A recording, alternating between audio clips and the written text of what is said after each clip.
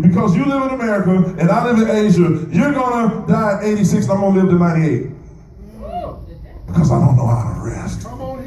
I'm just trying to help you. Man, listen, quality time, man. Quality time is all we got, man. There's studies that show this. When you're tired, am I the only one that when I'm tired, everything seems to fall apart?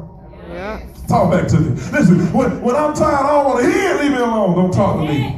I'm sleepy. Leave me alone. Get off me. Don't be. Anybody ever just been on the phone, you're looking at your phone, somebody calling you, you send them the voicemail because you just don't feel like talking because you're tired? Don't it seem like the same person always calling the same wrong time? I'm just trying to keep it real, man. Every single time. It ain't that I don't like you, man. I just don't. I'm tired. I'm breaking up. I'm falling apart. I'm short. I'm twitching. I'm losing it. Trying to help you. Trying to help you. Listen, man, you lose your patience when you're tired, man. Everything is on your nerves. You're more prone to anger. You get mad so fast. You fall asleep when you shouldn't be. Come on, somebody, drivers. My truck drivers in the room. I ain't knocking it. Y'all make good money. I want to drive a truck or two every now and then too. Listen, for my married people, intimacy. Yeah. That brother wanted, but you tired. You talking good now. You don't work too hard. I'm sorry. I ain't said nothing wrong. I know there's kids in the room. Either they get it or they don't. I'm sorry. Married folk, people. Married folk. I said married. I did. That's my disclaimer. Listen, that's a big deal, man. Time, your energy is everything. How you rest up and prepare for your next day, your next journey is everything. So let's do this. Genesis 2:2 says, by the seventh day, God had finished the work he had been doing. On the seventh day, he rested from all his work. I'm a child of the Most High God, man. So if I'm a child, it's the most irritating thing when you tell your kids to go to bed, they still run around the house making noise. Boy.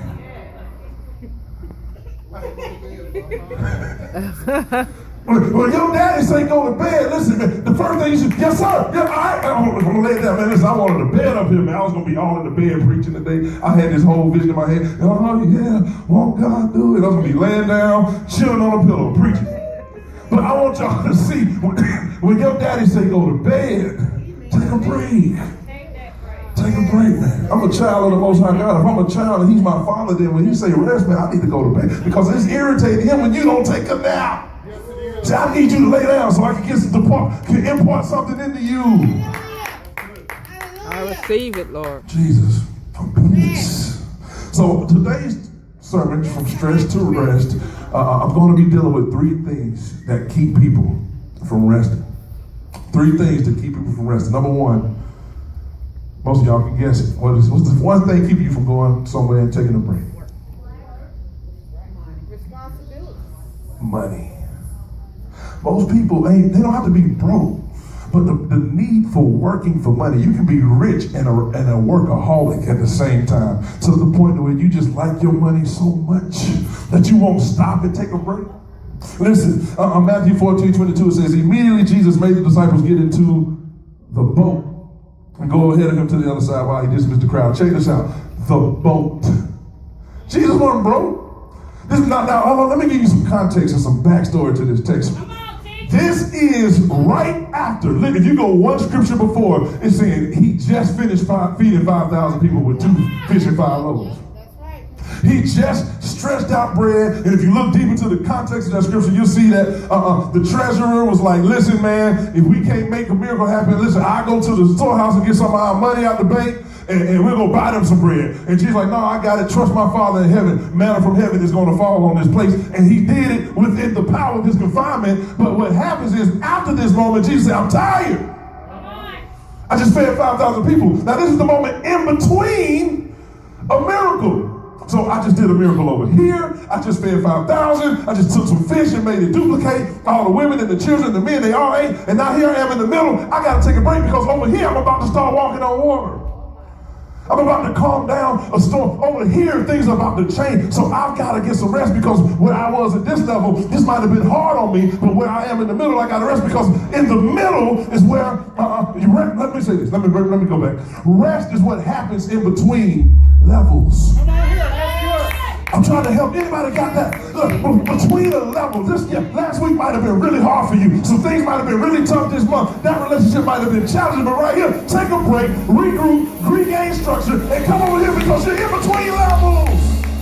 I'm trying to help you. Receive it, Lord. Thank you. Woo! Listen, Jesus wasn't worried about the money when he fed 5,000 people. Jesus was worried about his assignment. He was worried about his call. God, am I to deliver this group of people that are hungry? If you ask people what's important, what's more important, they're going to say money. They're focused on their paper. Some people are so focused on their paper they lost sight of everything else. Yeah, some people are so focused on their paper that they lost sight of everything else. So focused, and I'm just trying to help you understand, because that's why it's hard to find a man that's ready to commit women. I'm sorry, because we've been trained in our mind by society that we got to provide, and that's what our number one goal is. So we don't feel adequate enough to marry a woman because we ain't providing like we want to provide. We don't feel adequate enough. I said it last week, to be a certain level of father, because we don't feel like we're providing enough. So we work really, really, really, really hard, and we work really, really. I'm not saying this about our brothers, because I got some good brothers in this room, but I'm saying there's a struggle. Because men are natural born providers. We're hunters. We go forth. We bring home the bacon. You cook it. That's what they say, at least. I can cook though. A couple of meals. Listen, that's why it's hard, man. Men have been programmed to provide, man. Listen, man, let's fast forward. Let me come up here. Let me get somebody up here. Let me get an example. Come up here, Chris. It's my little brother. Y'all give it up for Chris. Let's fast forward to the end of your life. Not nothing spooky woogie or nothing, but let's fast forward to the very end of your life. And let me say this. So you, let's say, and I mean this, we don't know when this is. This could be 1,000,000 years from now, but let's say you're on your deathbed. This is your last day. And God says, he sends an angel your way, and he hovers over your bed, and he says, hey, Chris, I'll give you $1 million. I'll give you 14 more years to live. Which one you gonna choose? 14 more years to live. Time is more valuable than money. Jesus. You may be seated. Thank you, sir. I just wanted to make the example because people are putting, I don't have time to rest.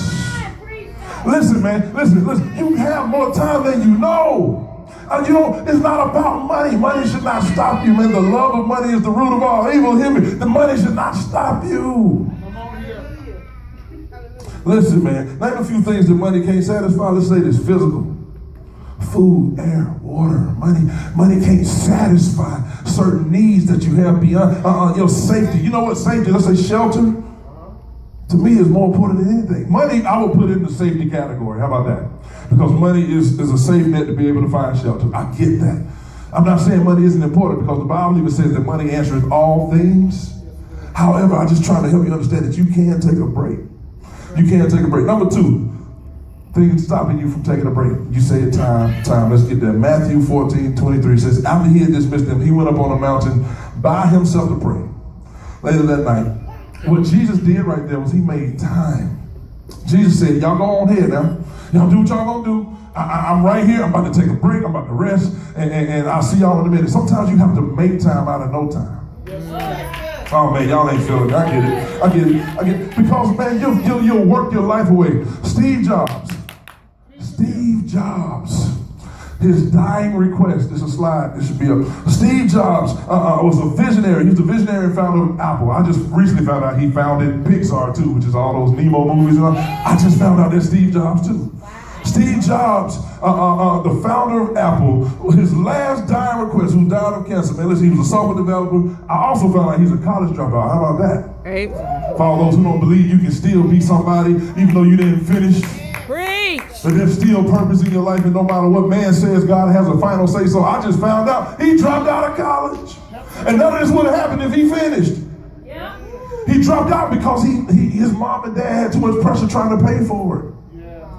So he kept studying on his own will. That's for somebody that just don't believe that they got to stop right there. Somebody that don't believe they ain't, just because they ain't certified, that they ain't been God qualified for a job. I'm trying to help somebody. Jesus. Preach, man. Steve Jobs, man, a visionary, founded a college dropout, worth $31.6 billion, but could not buy life.